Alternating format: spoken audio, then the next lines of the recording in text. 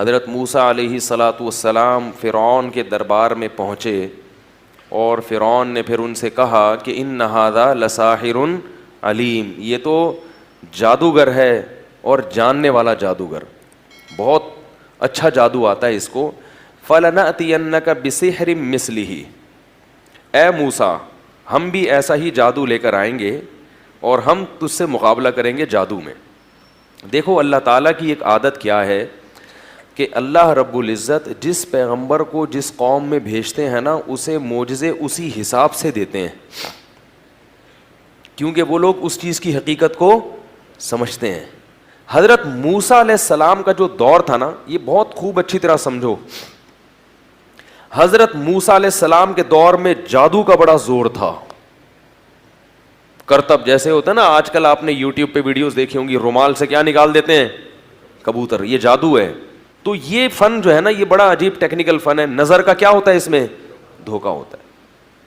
تو یہ فن حضرت موسیٰ علیہ السلام کے دور میں عروج پر تھا، بہت ترقی کی تھی اس فن نے. اللہ نے حضرت موسیٰ علیہ السلام کو اسی سے ملتا جلتا معجزہ دیکھ کے بھیجا. وہ لوگ لاٹھی سے سانپ بھی بناتے تھے، رسیاں پھینکتے تھے سانپ بن جاتی تھی، اس قسم کے شعبے دکھاتے تھے. اگر وہ لوگ جادو کے علم سے واقف نہ ہوتے تو وہ یہ کہہ سکتے تھے یہ کیا ہے؟ جادو ہے. لیکن جو جادو کو جانتے ہیں وہ فوراً پہچان جائیں گے کہ ہم جو کچھ کر رہے ہیں وہ نظر کا دھوکہ ہے، اور موسیٰ جو کر رہا ہے وہ حقیقت میں لاٹھی کیا بن رہی ہے؟ سانپ بن رہی ہے. یہ بس میں نہیں ہے بھائی، یہ بس میں نہیں ہے، یہ نہیں ہو سکتا. تو اللہ تعالیٰ چاہتے تھے کہ حضرت موسیٰ کی نبوت پورے مصر شہر میں ثابت ہو جائے. تو یہ پورا مرحلہ جو ہے نا فرعون کے سامنے، یہ پورا پروسیس سے گزارا گیا. اس پورے عمل کو معجزہ بھی وہی والا دیا گیا جو جادوگر دکھانا چاہتے تھے. تو اب پتہ چل گیا کہ اللہ نے حضرت موسیٰ کو پہلی دفعہ لاٹھی کیوں پھینکوائی اور سانپ کیوں بنایا، اس سے مانوس کرنے کے لیے کہ یہ لاٹھی بار بار سانپ بنے گی. صحیح ہے نا؟ اور اسی سے آپ کی نبوت کا سکہ جمے گا، اسی سے آپ کی نبوت ثابت ہوگی. تو کوئی اور قوم ہوتی نا وہ کہتی بھائی ہمیں نہیں سمجھ میں آ رہا، یہ بھی جیسے لوگ رومال سے کبوتر بنا دیتے ہیں تو انہوں نے لاٹھی سے سانپ بنا دیا تو کیا ہے. تبھی فرعون نے پہلے ہی دیکھتے ہی کہہ دیا کہ یہ تو جادو ہے، تو ہم دن رات دیکھتے رہتے ہیں، کوئی رومال سے کبوتر بناتا ہے، کوئی بدنی کیا کرتا ہے، کوئی کیا کرتا ہے، تو انہوں نے لاٹھی سے کیا بنا دیا؟ سانپ. تو اب موسیٰ علیہ السلام سے اس نے کہا فَلَنَأْتِيَنَّكَ بِسِحْرٍ مِثْلِهِ، موسیٰ یہ کوئی مسئلہ نہیں ہے، میرے محل میں جو تو بات کر رہا ہے نا، یہ تو نے یہ دکھایا، ہم بھی ایک ایسا جادو لے کر آئیں گے. فَاجْعَلْ بَيْنَنَا وَبَيْنَكَ مَوْعِدًا لَا نُخْلِفُهُ نَحْنُ وَلَا أَنْتَ مَكَانًا سُوًى. اب تو بتا کہ مقابلہ تو نے کس دن کرنا ہے، مقابلے کی ڈیٹ آپ دو. فرعون کو اطمینان تھا نا کہ میں مقابلہ، میرے پاس تو ہزاروں جادوگر ہیں، میں بادشاہ ہوں، تو مجھے ڈرنے کی ضرورت نہیں ہے. لوگوں کا خیال تھا کہ حضرت موسیٰ علیہ السلام کوئی ایسی جگہ بتائیں گے جہاں 2-3 آدمیوں کے علاوہ کوئی بھی نہ ہو، تاکہ اگر مقابلہ ہار جائیں تو لوگوں کے سامنے معاذ اللہ ذلت نہ ہو. جو آدمی جس کو اپنے حق پر ہونے پہ تردد ہوتا ہے وہ کبھی بھی کھلے عام مناظرہ، وہ کہتا ہے بھائی مناظرہ ہوگا پائپ کے نالے میں بیٹھ کے، میرے اور آپ کے علاوہ کوئی تیسرا آدمی موجود، بولو بھائی، نہیں ہوگا. تو فرعون نے کیا کیا؟ تو فرعون نے کہا کہ اب آپ بتاؤ. حضرت موسیٰ کو موقع مل گیا، فرمایا موعدکم یوم الزینہ، جو عید کا دن ہے نا، عید کا دن جس میں سب لوگ جمع ہوتے ہیں، اس دن مقابلہ ہوگا کھلے عام. موعدکم یوم الزینۃ وان یحشر الناس ضحیٰ فتولی فرعون، فرعون نے مجلس ختم کی. فجمع کیدہ، اور پورا زور لگا دیا، جو تدبیریں تھیں نا اس کی، جو بھی حکومتی وسائل اور ذرائع ہوتے ہیں وہ سارے اس نے، بولو نا یار، جمع کر لی. کتنے وسائل ہوں گے حکومت کے پاس؟ تو بہت مسائل. علماء کہتے ہیں ہزاروں، بعض نے کہا 50,000 جادوگر، واللہ عالم. ہزاروں جادوگروں کو اس نے کیا کر لیا؟ جمع کر لی. اور فرعون نے حضرت موسیٰ سے یہ بھی کہا لا نخلفہ نحن ولا انتا، دیکھو وقت پہ وعدہ خلافی نہ ہم نے کرنی ہے اور نہ آپ نے. تو موسیٰ علیہ الصلاۃ والسلام جو تھے وہ پہنچ گئے حضرت ہارون کو لے کے. ادھر 2 آدمی ہیں، حضرت موسیٰ اور ہارون، اور ادھر ہزاروں جادوگر، اور فرعون اس خوش فہمی میں کہ ابھی یہ دونوں کیا کریں گے، ان ہزاروں جادوگروں سے مقابلہ ہار جائیں گے۔ قرآن کے الفاظ دیکھیں، موسیٰ علیہ السلام نے پہلے ان جادوگروں کو تبلیغ کی، وہ ہزاروں کھڑے ہوئے ہیں نا، اور لوگ پورا مصر جمع ہوا ہے تماشائی بن کے۔ اللہ جب اپنے دین کو غالب کرنا چاہتے ہیں نا تو اس کی پرچار کا اس طریقے سے انتظام کرتے ہیں۔ ہزاروں جادوگر جمع، اور پورا مصر، جو بھی اسٹیڈیم ہوگا ان کا یا کوئی بھی جہاں ان کے وہ جو زینت کا دن تھا نا جہاں وہ نمائشیں کیا کرتے تھے، تو اس میں ظاہر ہے کوئی انہوں نے بیٹھک بنائی ہوگی جہاں سب لوگ یہ جو ہے نا اس طرح کے مقابلے دیکھا کریں۔ تو موسیٰ علیہ السلام نے ان جادوگروں کو تبلیغ کی، وَيْلَكُمْ لَا تَفْتَرُوا عَلَى اللَّهِ كَذِبًا، تم تباہ ہو جاؤ، تم اللہ پہ جھوٹ مت باندھو، میں اللہ کا نبی ہوں، میرے مقابلے میں مت آؤ۔ فَيُسْحِتَكُمْ بِعَذَابٍ، اگر تم نے مجھ سے مقابلہ کیا تو کہیں ایسا نہ ہو کہ اللہ تمہیں عذاب میں ہلاک کر دے۔ حضرت موسیٰ کو پتا تھا نا کہ میں اللہ کا نبی ہوں، مجھ سے مقابلے میں کہیں ایسا نہ ہو کہ اللہ کا تم پر عذاب آ جائے۔ قرآن کہتا ہے فَتَنَازَعُوا أَمْرَهُمْ بَيْنَهُمْ، آپس میں جادوگروں میں اختلاف ہو گیا، کیونکہ ڈر تو ان کو بھی لگ رہا تھا بھائی واقعی اللہ کے پیغمبر نہ ہو، کیونکہ پیغمبروں کا سلسلے تو چل رہے تھے نا ہمیشہ سے، کوئی آخری نبی تو نہیں آیا تھا، کسی نبی نے نہیں کہا تھا کہ میں آخری نبی ہوں، تو امکان تو تھا کہ پیغمبر ہوں۔ قرآن میں یہ بھی ہے کہ جادوگروں نے فرعون سے پیشگی یہ کہا کہ یہ مقابلہ جیتنے پہ ہمیں ملے گا کیا، یعنی فری میں ہم سے ایسا مقابلہ کرا رہے ہو، کچھ ملے گا بھی؟ فرعون نے کہا اجر تو الگ ملے گا، پیسے تو الگ ملیں گے، وَإِنَّكُمْ لَمِنَ الْمُقَرَّبِينَ، میرے دربار میں خصوصی نشستیں ملیں گی۔ اگلا ٹکٹ کس کا ہوگا الیکشن میں؟ الیکشن نہیں ہوتے تھے اس زمانے میں، یعنی تمہیں حکومتی عہدے بھی ملیں گے، عہدوں کی لالچ بڑی خراب ہے، تو پیسے بھی ملیں گے اور ساتھ ساتھ میرا قرب بھی ملے گا۔ اس سے پتہ چلتا ہے کہ فرعون کس قدر مصیبت میں تھا اور کتنا زیادہ چاہتا تھا کہ میرے موسیٰ علیہ السلام یہ مقابلہ ہار جائیں، کیسا زور لگا رہا تھا، لالچ بھی دے رہا ہے اور عہدوں کی آفر بھی دے رہا ہے۔ تو قرآن کہہ رہا ہے فَتَنَازَعُوا أَمْرَهُمْ بَيْنَهُمْ وَأَسَرُّوا النَّجْوَىٰ، چپکے سے سرگوشیاں کی اور آپس میں اختلاف پڑ گیا، یار کہیں ایسا نہ ہو کہ لینے کے دینے پڑ جائیں۔ پھر انہوں نے فیصلہ یہ کیا کہ اگر ہم اس طرح سے آپس میں اختلاف کریں گے تو مقابلہ نہیں کر سکتے، کمزور آدمی، کنفیوز آدمی مقابلہ نہیں کر سکتا۔ ان ہذانی لساحرانی یریدانی ان یخرجاکم من ارضکم بسحرہما، سب نے مل کے بیک زبان ہو کے کہا کہ یہ دونوں پکے جادوگر ہیں۔ لساحران لام تاکید کے لیے، اس میں کنفیوز ہونے کی ضرورت نہیں ہے، کنفیوز ہوگے تو مقابلہ کیسے کرو گے؟ لساحرانی یریدانی، اور یہ چاہتے ہیں کہ تمہیں جادو کے زور سے تمہارے ملک سے نکال دیں۔ فَأَجْمِعُوا كَيْدَكُمْ، مل کے ایک تدبیر کرو، ہماری صفوں میں اختلاف بولو بھائی نہیں ہونا چاہیے، ایسا نہیں کہ کوئی جادو دکھا رہے کوئی نہیں دکھا رہے، اس سے معاملہ خراب ہو جائے گا۔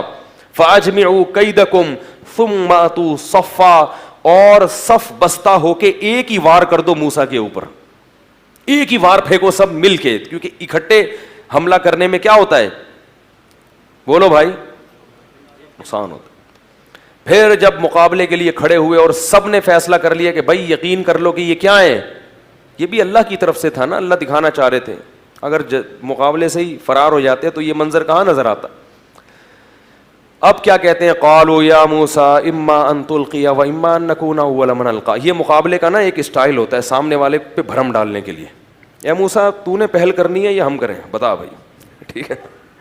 دیکھو دو ٹیمیں جب میدان میں اتریں، ٹاس ہوتی ہے نا کہ بیٹنگ پہلے کون کرے گا، لیکن ایک ٹیم کو اتنا کانفیڈنس ہے کہ ہم جیتیں گے، اور وہ سامنے والے پہ کو بھرم میں لینا چاہتی ہے، بھرم ڈالنا چاہتی ہے کہ بھئی آپ اتنے کمزور ہو تو کہیں آپ کی مرضی، آپ بیٹنگ خود پہلے کرو یا ہمیں کرنے دو، ہارنا تو آپ نہیں ہے، ٹھیک ہے نا، لہذا ہم آپ کو اختیار دے رہے ہیں کہ پہلے آپ بیٹنگ کر لو یا پہلے ہم بیٹنگ کر لیں، تو ٹاس کرنے کی ضرورت نہیں ہے۔ تو یہ اسٹائل تھا جادوگروں کا، اس کا مقصد حضرت موسیٰ پہ روب ڈالنا کہ ہمیں اتنا کانفیڈنس ہے کہ آپ پہلے حملہ کرو یا ہم حملہ کریں، جیتنا کس نے ہے، ہم نہیں جیتنا ہے۔ قالوا یا موسیٰ، اے موسیٰ اما ان تلقیا، وَإِمَّا أَن نَّكُونَ أَوَّلَ مَنْ أَلْقَىٰ, تو انہیں اپنا جادو دکھانا ہے یا ہم پہلے اپنا ہنر دکھائیں. حضرت موسیٰ کو تو پتہ ہی نہیں تھا کرنا کیا ہے, ان کو تھوڑی پتا تھا کہ میری لاٹھی سانپ بنے گی, کچھ بھی نہیں پتا تھا کہ ہوگا کیا. وہ تو اللہ کے حکم سے آگے میدان میں کھڑے ہو گئے. ان کو تو جادو آتا نہیں تھا کہ وہ جادو کروں گا جادو سے, وہ تو کھڑے ہوئے کہ میں تو اللہ کی وحی کا کیا کروں گا. یہ یاد رکھو, حضرت موسیٰ کو اختیار نہیں تھا کہ وہ لاٹھی کو سانپ بنا دیتے, یہ اختیار نہیں تھا. تبھی ہر دفعہ اللہ کے حکم کا انتظار کرتے کہ اب کیا کرنا ہے. جب اللہ نے کہا لاٹھی سمندر پہ مارو تو سمندر پہ مار دی, جب کہا پتھر پہ مارو تو پتھر پہ مار دی, جب کہا زمین پہ پھینک دو تو زمین پہ پھینک دی. تو حضرت موسیٰ علیہ السلام نے کیا کہنا تھا, انہوں نے فرمایا کہ القو, تم ہی دکھاؤ بھائی, جو تم نے کرنا ہے وہ تم دکھاؤ. کیونکہ حضرت موسیٰ کو تو معلوم نہیں تھا کہ میں نے کرنا کیا ہے. قرآن کہتا ہے فَأَلْقَوْا حِبَالَهُمْ وَعِصِيَّهُمْ, وہ تمام جادوگر نا ایک ہاتھ میں رسی اور ایک ہاتھ میں ان کے لاٹھی تھی, وہ سب یہ لاٹھی اور رسیاں لے کر آئے. اور فَأَلْقَوْا, ان لاٹھی اور رسیوں کو زمین پر ڈال دیا. جیسے ہی زمین پر ڈالا ہے, یہ بڑے بڑے سانپ بن کے, پھرتیلے سانپ بن کے حضرت موسیٰ کی طرف دوڑنے لگے. اور یہ لوگ یہ منظر دیکھ رہے ہیں. حضرت موسیٰ نے یخیل الیہ من سحرہم انہا تسعی, اللہ فرماتے ہیں جادو ایسا لوگوں کی آنکھوں پہ کیا کہ سب کو یہ لگا کہ یہ سانپ بن کے دوڑ رہی ہیں. قرآن کہتا ہے جب حضرت موسیٰ نے یہ منظر دیکھا کہ اتنے سارے سانپ میری طرف دوڑتے ہوئے آ رہے ہیں, فأوجس فی نفسہ خیفۃ موسیٰ, موسیٰ کو دل میں کیا محسوس ہوا, خوف. یہ طبیعی چیز ہے, یہ ایمان کے خلاف بولو بھائی نہیں ہے. جتنا بھی فتح کے وعدے ہوں, جب انسان یہ منظر دیکھتا ہے تو طبی طور پر پہلے اپنی لاٹھی سے سانپ بن کے دیکھا تھا نا, تو علم یعقب, پیچھے مڑ کے نہیں دیکھا تھا. اب ہزاروں سانپ آ رہے ہیں.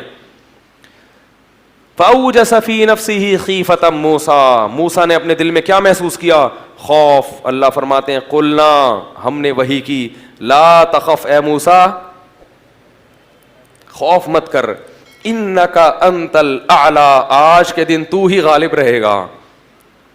آج میں نے اپنے دین کو کہ برحق ہونے کو دنیا کے سامنے دکھانا ہے کہ فرعون جو دین لے کر آیا ہے وہ برحق نہیں ہے. پیغمبر جو دعوت لے کر آتے ہیں وہ دعوت برحق ہوتی ہے. اے اللہ کیسے کرے گا, القی ما فی یمینک, اے موسیٰ تیرے دائیں ہاتھ میں جو لاٹھی ہے نا, اس سے پتہ چلتا ہے ہمیشہ حضرت موسیٰ لاٹھی کے ساتھ میں پکڑتے تھے دائیں ہاتھ. اس سے پتہ چلتا ہے کہ دائیں ہاتھ کا استعمال زیادہ کرنا چاہیے. پیسوں کا لین دین, پانی پینا, کھانا کھانا, چماٹ مارنا, یہ سب کس سے ہونا چاہیے, دائیں ہاتھ. الٹا ہاتھ برے کاموں کے لیے. تو یہ نبی صلی اللہ علیہ وسلم کا حکم ہے, دائیں ہاتھ کا استعمال جو ہے نا, اس میں برکت اللہ نے رکھی ہے. پیسوں کے لین دین اس سے کیا کرو. خیر, القی ما فی یمینک, تیرے دائیں ہاتھ میں جو لاٹھی ہے اس کو زمین پہ ڈال دے. جیسے ہی حضرت موسیٰ نے وہ لاٹھی ڈالی ہے تو انہوں نے تو یہ دکھایا تھا کہ یہ سانپ, یہ رسیاں ایسے ہیں جیسے سانپ, حقیقت میں وہ سانپ نہیں بنی تھی. ادھر حضرت موسیٰ نے جو لاٹھی زمین پہ ڈالی تو وہ حقیقت میں اشدہا بن گئی, حقیقت میں بن گئی, اور ایک ہی لمحے میں ان ہزاروں سانپوں کو کھا گئی. قرآن کے الفاظ دیکھیں, فَأُلْقِيَ السَّحَرَةُ سُجَّدًا, جتنے جادوگر تھے سارے کے سارے لاشعوری طور پر سجدے میں ڈال دیے گئے. نہیں آ رہی بات سمجھ میں, یہ بلاغت ہے قرآن کی. کیا مطلب, مقابلہ کرنے سے پہلے تو کیا کر رہے تھے, مشورہ کہ بھائی یہ دیکھیں سچا نہ ہو, جھوٹا نہ ہو. اب حضرت موسیٰ پر ایمان لانے کے لیے, اور ایمان ایسا تگڑا کہ حضرت موسیٰ کے سامنے یہ جب سجدہ جب کرتا ہے نا انسان, جب عشق میں پاگل ہو جائے, عشق میں کیا ہو جائے, یہ نہیں کہ اے موسیٰ ہم ایمان لائے, یہ تو بعد میں کہا, پہلے کس میں گرے ہیں.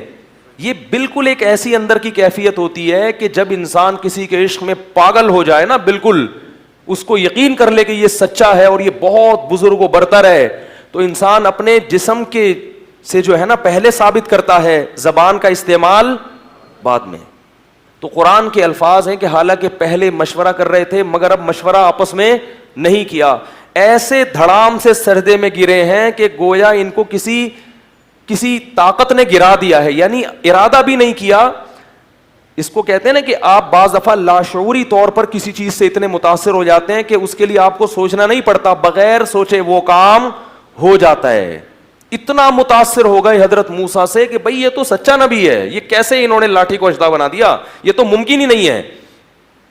تو اب سوچنا نہیں پڑا, دھڑام سے سب کے سب ایک دم حضرت موسیٰ کے سامنے سجدے میں گر گئے, مشورہ نہیں کر رہے, ہر شخص گر گیا سجدے میں. اور پھر سب نے بیک زبان ہو کر کہا آمنا برب موسیٰ, ہم سب ایمان لائے برب العالمین, اس رب پر جو تمام جہانوں کا پالنے والا ہے, اور موسیٰ اور ہارون کے رب پہ ہم ایمان لے کر آئے. یہ منظر انہوں نے اپنی آنکھوں سے دیکھا, ان کو یقین ہو گیا کہ یہ جھوٹا پیغمبر یہ نہیں ہے, یہ جادوگر نہیں ہے, ناممکن ہے. آج تک کسی نے لاٹھی کو حقیقی معنوں میں سانپ نہیں بنا. سارے ایک دم سجدے میں گر گئے. فرعون یہ منظر دیکھ رہا ہے اور کہہ رہے یہ تو لینے کے دینے پڑ گئے.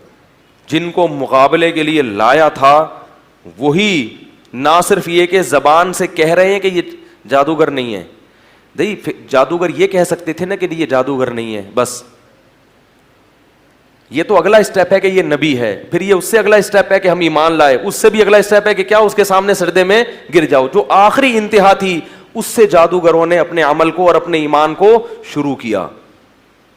فرعون نے کیا منادی کی, اس نے لوگوں سے کہا کہ یہ دونوں پہلے سے پلان کر کے آئے تھے, یہ پری پلان ہے. یہ کیا ہے؟ ان جادوگروں نے موسیٰ اور ہارون کے ساتھ مل کے نورا کشتی کا پروگرام بنایا ہوا تھا کہ یہ بڑا جادوگر ہے اور یہ کیا ہیں, چھوٹے جادوگر ہیں. اور ان کا پہلے سے پلان یہ تھا کہ آپس میں ہم مقابلہ کریں گے, تم ہار جانا ہم جیت جائیں گے, جس سے آپ کا برحق ہونا ثابت ہوگا, پھر ہم مل کے فرعون کو اس کے مصر سے نکال دیں گے. یہ کس کے الفاظ ہیں؟ فرعون کے, کہ یہ سب موسیٰ کے سکھائے ہوئے ہیں اور آپس میں پہلے سے کیا کیا ہوا تھا, انہوں نے پلان کیا ہوا تھا. اللہ نے اس الزام کو بھی جادوگروں سے بری کر دیا. فرعون نے کیا کہا کہ یہ حکومت چاہتے ہیں جادوگر نا, موسیٰ کے ساتھ مل کے میری حکومت پہ قبضہ کریں گے. تو فرعون نے ان جادوگروں کو دھمکی دی, لأقطعن ایدیکم وارجلکم من خلاف, میں تمہارے ہاتھ پاؤں مخالف سمت پہ کاٹ کے تمہیں سولی پہ لٹکا دوں گا. تو اب اگر وہ جادوگر ذرا سی حکومت کی لالچ میں یہ کام کر رہے ہوتے تو وہ فوراً کہتے نا کہ بھئی ہمارا تو مقصد کیا تھا, گورنمنٹ پہ قبضہ کرنا, اور ادھر تو 24 گھنٹے کے اندر اندر فرعون کیا کہہ رہا ہے, لاشیں کاٹ کے لٹکا دوں گا. تو جادوگروں نے کہا کہ انما تقضی هذه فقضی ما انت قاض, اے فرعون تو جو کر سکتا ہے وہ کر لے. اس سے پتہ چل گیا کہ نورا کشتی بھی, بولو بھائی, جب اللہ حق کو واضح کرتے ہیں نا تو ایسے دودھ کا دودھ پانی کا پانی کر دیتے ہیں, مگر جس کی قسمت میں ہدایت نہیں ہوتی وہ بدبخت پھر بھی ہدایت حاصل. اگر نورا کشتی ہوتی تو وہ کٹنے کے لیے تھوڑی تیار ہوتے, وہ کہتے یار دیکھو جو سیاسی لوٹے ہوتے ہیں جن کا مقصد قوم کی خدمت نہیں ہوتا, سب کی بات نہیں کر رہا, جو بیان سن رہے ہیں ان کے علاوہ کی, کہ جن کا مقصد قوم کی خدمت نہیں ہوتا, تو اگر وہ کسی ذاتی مفاد میں ایک جماعت کے ساتھ سلوک کرتے ہیں تو اگر ان کو کہیں اور مفاد نظر آئے تو ادھر سے لڑک کے ادھر چلے جائیں گے. کیا خیال ہے؟ تو یہ علامت ہوتی ہے کہ بھائی تمہارا اپنا تو کوئی موقف اور نظریہ ہے نہیں, تمہیں جہاں مفاد نظر آئے. ہاں وہ مفاد کبھی دنیاوی ہوتا ہے, کبھی ملک, کبھی کبھار اس میں مفاد ہوتا ہے, لیکن ہوتا مفاد ہے. اب اگر جادوگروں کا مفاد حکومت ہوتی تو وہ کٹنے کے لیے کبھی بھی تیار نہیں ہوتے.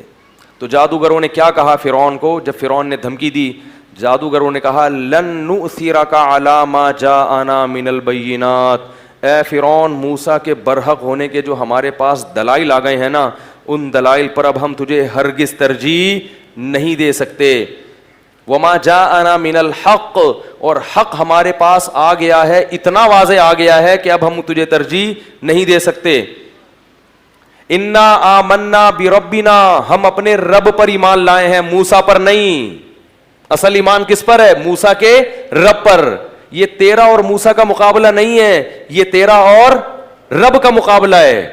تو ان جادوگروں نے کیا کہا, لن نؤثرک علی ما جاءنا من البینات والذی فطرنا, جس خدا نے ہم کو پیدا کیا اس خدا پر ہم ایک انسان کو ترجیح دیں, یہ نہیں ہو سکتا. اور آگے جواب میں کیا کہہ رہے ہیں کہ انا آمنا بربنا, ہم اپنے رب پر ایمان لائے ہیں لیغفر لنا خطایانا, تاکہ ہم نے جو پیغمبر سے مقابلہ کیا نا, یہ جو جرم ہوا, اس جرم کو وہ کیا کر دے گا, معاف. یہ تو بہت بڑا جرم کیا ہم نے, لیکن ہمیں پتہ چلا ہے کہ ایمان پچھلے سب گناہوں کو ختم کر دے. تو اتنا بڑا پروٹوکول مل رہا ہے, اتنے فائدے مل رہے ہیں, اس کو چھوڑ کے ہم تجھ پر ایمان لے کر آئیں. اور یہ بھی کہنے لگا جادوگر, یہ دیکھو 1 سیکنڈ کا ایمان ہے لیکن کتنی حکمت اور بصیرت کی باتیں ہیں. اور یہ بھی کہنے لگا, جادوگر کہنے لگے انما تقضی ہذہ الحیات الدنیا, فرعون تو یہاں ہمیں عذاب دے گا نا, تو یہاں کا عذاب بڑے سے بڑا کیا ہو سکتا ہے, آگ میں ڈال دے گا, مر جائیں گے, ختم ہو جائیں گے, کاٹ کے لٹکا دے گا, مر جائیں گے, ختم ہو جائیں گے. لیکن ہم جس رب پر ایمان لائے ہیں نا, وہ ہمیں کیا دے گا, انا آمنا بربنا لیغفر لنا خطایانا وما اکرہتنا علیہ من السحر. اور آگے کہا واللہ خیر وابقا, اللہ جو انعام دے گا وہ تیرے انعام سے بھی بڑھ کر, اور تیرا انعام اگر کتنا ہی زیادہ ہو کچھ دنوں میں ختم ہو جائے گا. اللہ جو انعام دے گا وہ ختم ہونے والا, یعنی اللہ اگر تجھ سے کم درجے کا انعام بھی دے رہا ہوتا تو بھی وہ اس قابل تھا کہ اس کو لیا جائے. کیا خیال ہے بھائی, کیونکہ وہ تو ہمیشہ رہے گا, جبکہ اللہ ہمیشہ کا انعام بھی دے رہا ہے اور وہ کوانٹٹی اور کوالٹی میں تیرے انعام سے زیادہ بھی ہے. تو ہم بیوقوف ہیں جو تجھ پر ایمان لائیں.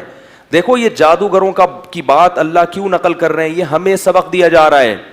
جب بھی انسان اللہ کی نافرمانی کرتا ہے تو دنیا کے تھوڑے سے مزے کو, جو تھوڑا بھی ہے اور ختم ہونے والا بھی ہے, آخرت کے ان مزوں پر ترجیح دے رہا ہے جو زیادہ بھی ہیں اور ہمیشہ رہنے والی بھی ہیں. تو یہ صرف جادوگروں کی بات نہیں ہے, جو بھی اس نہج سے ہٹے گا وہ فرعون ہی کے راستے پہ چلے گا. اور پھر جادوگر یہ بھی کہنے لگے انہ من یأتی ربہ مجرما, اے فرعون یہ بات سن لے کہ جو بھی قیامت کے دن اللہ کے سامنے مجرم بن کے آئے گا, کیونکہ اب تو موسیٰ علیہ السلام سے انہوں نے سن لیا نا کہ ایمان کے بغیر کوئی جنت میں نہیں جا سکتا. فَإِنَّ لَهُ نَارَ جَهَنَّمَ, تو اس کے لیے اللہ نے جہنم کی آگ تیار کر کے رکھی ہے. وَمَن يَعْمَلْ مِنَ الصَّالِحَاتِ وَهُوَ مُؤْمِنٌ, اور جو نیک اعمال کرے گا ایمان کے ساتھ, فَأُولَٰئِكَ لَهُمُ الدَّرَجَاتُ الْعُلَىٰ, تو تو نے کہا تھا نا میں اپنا قرب دوں گا, اونچے مقام دوں گا, 21واں گریڈ دوں گا, 22واں گریڈ دوں گا, تو اللہ نے ایسے لوگوں کے لیے اونچے اونچے درجات رکھے ہوئے ہیں. فرعون نے ان سب کو کیا کر دیا, قتل کر دیا, ہزاروں جادوگروں قتل ہو گئے.